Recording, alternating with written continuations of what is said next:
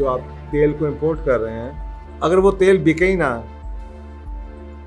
यानी कि डिमांड कम हो जाए, लोग गाड़ियां बंद कर दें या वो उस कीमत पे ख़रीदना ना चाहें 200 रुपये लीटर के ऊपर, तो क्या होगा? औज़ु बिल्लाहि मिनश्शैतानिर्रजीम, बिस्मिल्लाहिर्रहमानिर्रहीम। अच्छा जी, मैं बेसिकली इकोनॉमिस्ट हूँ। कुछ लोगों को पता भी है, तो जिन लोगों को पता है वो मुझसे भी सवाल पूछते रहते हैं, फिर वो कहते हैं जी इसके ऊपर भी कोई वीडियो बना दें। तो अब इंशाल्लाह मैं कुछ इकोनॉमिक्स के ऊपर भी आपको बना दूंगा वीडियोस। अब ये बेसिक सवाल है हमारे, ये जो आजकल आपको पता है महंगाई हो रही है, चीज़ें ऊपर जा रही हैं, कोई कुछ कह रहा है, कोई गवर्नमेंट पे डाल देता है, कोई किसी और चीज़ पे, कोई जनाब जंग पे जी, क्योंकि रशिया यूक्रेन की जंग हो गई, जनाब अमेरिका में ये हो गया, कोई कहता है कोविड की वजह से हो गया। लेकिन मैं आपको कुछ चीज़ें बेसिक बताने की कोशिश करता हूँ, जो आपको अगर पता हो तो आपको सारी चीज़ें समझ आना शुरू हो जाएंगी इकोनॉमिक्स की बेसिस। देखिए, इकोनॉमिक्स का बेसिक लॉ है law of demand. Law of demand ये कहता है कि जब कीमतें किसी चीज़ की बढ़ती हैं तो डिमांड कम हो जाती है। दूसरी तरफ जब किसी चीज़ की डिमांड बढ़ती है तो कीमतें भी बढ़ जाती हैं, अगर सप्लाई नहीं बढ़ सकती। फॉर एग्ज़ाम्पल, एक चीज़ है, आपको पता है मल्टीनेशनल्स यही करती हैं, अपनी चीज़ की डिमांड बढ़ा देती हैं। जब डिमांड बढ़ जाती है तो उसकी कीमत बढ़ जाती है, क्योंकि ज़्यादा लोग मांग रहे हैं, चीज़ें लिमिटेड हैं। ये एक ऐसी चीज़ है कि आप किसी बाज़ार में चले जाएं, वहाँ पे 10 चीज़ें और 20 लोग ख़रीदने के लिए आ जाएं, तो वो कीमत बढ़ जाती है। अगर कीमत बढ़ने के साथ लोग कम हो जाएं, यानी कि, तो इसका मतलब है कि वो चीज़ जौन सी है उसकी कीमत नहीं बढ़ सकती है ख़ास हद से ज़्यादा। वो एक ऐसी चीज़ नहीं जिसके लिए लोग ज़्यादा खर्च करने को तैयार नहीं हैं। तो ये तो हो गया लॉ ऑफ डिमांड। दूसरा है law of supply. Law of supply ये कहता है कि जिस चीज़ की कीमत बढ़ती है, जो प्रोड्यूसर है या जो बनाने वाला या सेलर है, वो उस चीज़ को ज़्यादा पैदा करना चाहता है।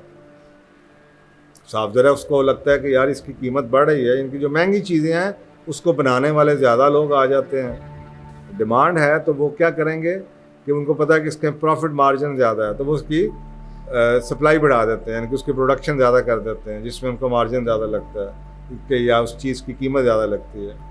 अब ये बेसिक 2 लॉ हैं। अच्छा, अब जो कीमत का तयन होता है किसी चीज़ की, कमोडिटी की, अगर बाकी चीज़ें सारी की सारी आप स्टेबल समझें, तो ये जब दोनों चीज़ें डिमांड और सप्लाई किसी चीज़ की इंटरेक्ट कर रही है, एक फ्री मार्केट की बात कर रहा हूँ, आगे जाके दूसरे प्रोग्राम से बात करेंगे कि फ्री मार्केट के अलावा और कौन सी इकोनॉमिक फोर्सेस होती हैं जिससे डिमांड और सप्लाई को आर्टिफिशियली भी आप चेंज कर सकते हैं, ये करते हैं लोग।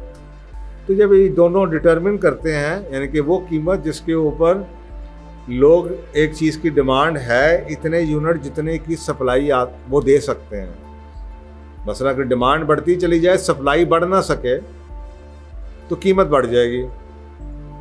अगर डिमांड बढ़ती चली जाए और साथ सप्लाई भी बढ़ सके, तो कीमत हो सकता है सेटल रहे एक लेवल तक। अगर सप्लाई की टोटल, यानी कि जो रसद है उसकी टोटल कैपेसिटी पूरी हो जाए और डिमांड फिर भी बढ़ती ही चली जाए, तो कीमत भी बढ़ती चली जाएगी।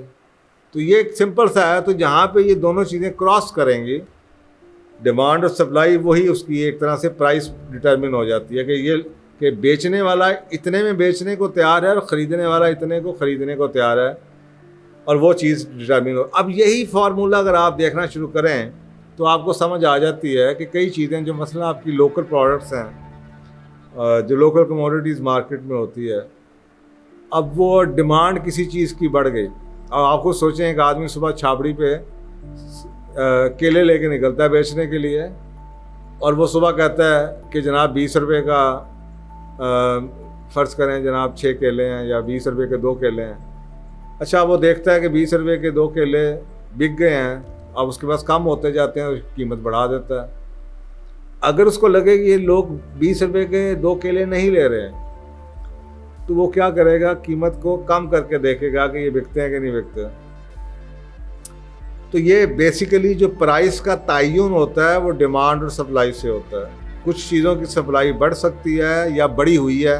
मसलन अब ये सुबह सारे सब्ज़ी मंडी से लेके सब्ज़ी आ गए हैं, अब मगर बाज़ार में, मार्केट में, आपको पता है जब कोविड का टाइम था और ग्राहक नहीं था तो सप्लाई भी कम थी, और अगर किसी चीज़ की सप्लाई है भी थी तो आगे से ग्राहक नहीं होता था। और अगर फ़र्ज़ करें वो चीज़ पेरिशेबल थी, अगर तो वो चीज़ स्टोरेबल है तो वो बंदा बेचेगा नहीं, ये बिक नहीं रही, ये वो जमा कर सकता है।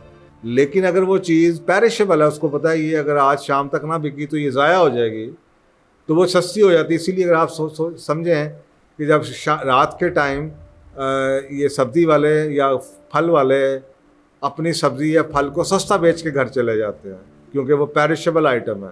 उनको पता है सुबह जो कमाना था कमा लिया, अगर रात को ये चीज़ बच गई है तो इसको आप सस्ते में बेच दो, नहीं तो ये ज़ाया हो जाएगी। तो ये इस तरीके से गेम होती है। अच्छा, अब इसी चीज़ के ऊपर सब कुछ होता है। और आपको अगर ये बुनियादी इकोनॉमिक्स का प्रिंसिपल समझ आ जाए तो फिर आपको ये भी समझ आ जाती है कि फ़र्ज़ करें हमारे मुल्क में पेट्रोल की कीमतें ऊपर बढ़ रही हैं, दुनिया में बढ़ रही हैं। चलो अपने मुल्क की बात करें, इसका मतलब ये है कि अगर पेट्रोल की कीमतें पीछे से तो बढ़ गई हैं, फ़र्ज़ करें कि जो आपके पास मुल्क में इंपोर्ट हो रहा है, जो आप तेल को इंपोर्ट कर रहे हैं, अगर वो तेल बिके ही ना, यानी कि डिमांड कम हो जाए, लोग गाड़ियां बंद कर दें या वो उस कीमत पे ख़रीदना ना चाहें 200 रुपये लीटर के ऊपर, तो क्या होगा? उस चीज़ की कीमत कम हो जाएगी। जिस चीज़ की डिमांड कम होती है उसकी कीमत कम हो जाती है, जिस चीज़ की डिमांड ज़्यादा होती है उसकी कीमत बढ़ती चली जाती है। तो हमारे मुल्क में कई चीज़ों की कीमतें इस वजह से बढ़ गई हैं कि लोगों के पास उसकी डिमांड थी, लोगों के पास एक्स्ट्रा पैसे थे। अब इस पर हम किसी और प्रोग्राम में बात करेंगे।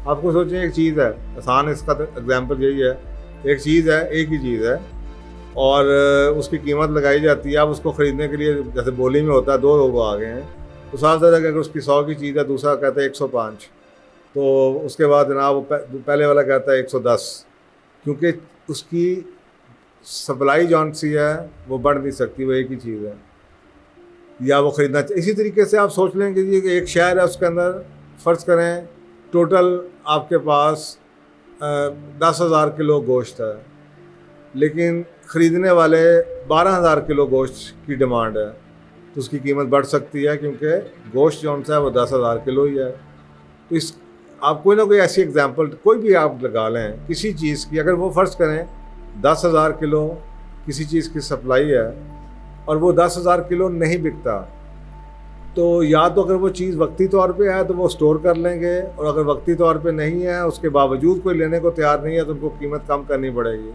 अब ये ईद आएगी, आपके सामने ये प्रिंसिपल आप देखेंगे कि जो जानवर लगे हुए हैं, अगर वो चीज़ है, एक आदमी कहता है मेरा 1 लाख रुपए का जानवर है, और अगर वो लाख रुपए पे कोई ना ख़रीदने को तैयार हो और उसको लगे कि ये तो लाख का कोई नहीं ले रहा, तो अगर थोड़ी दिनों के बाद ये शाम को वो कहेगा 95,000 का। लेकिन अगर लाख का बिकता है तो शायद वो पहले दिन लाख का भी ना बेचे, उसकी कोशिश होगी मैं 1,10 का बेच दूँ। तो अगर 1,10 का नहीं बिकता तो शायद आखिरी दिन में 80 का भी बेच जाए। तो ये सब गेम जौन सी जो प्राइस डिटरमिन होती है फ्री मार्केट के अंदर, जहाँ पे गवर्नमेंट या और बाकी जो माफियाज़ हैं वो नहीं करते आर्टिफिशियल तरीके से डिमांड या सप्लाई को कंट्रोल, वहाँ पे बेसिकली ये प्राइस डिटर्मिनेशन के लिए प्राइस को आपको डिमांड और सप्लाई को समझना पड़ता है। Thank you.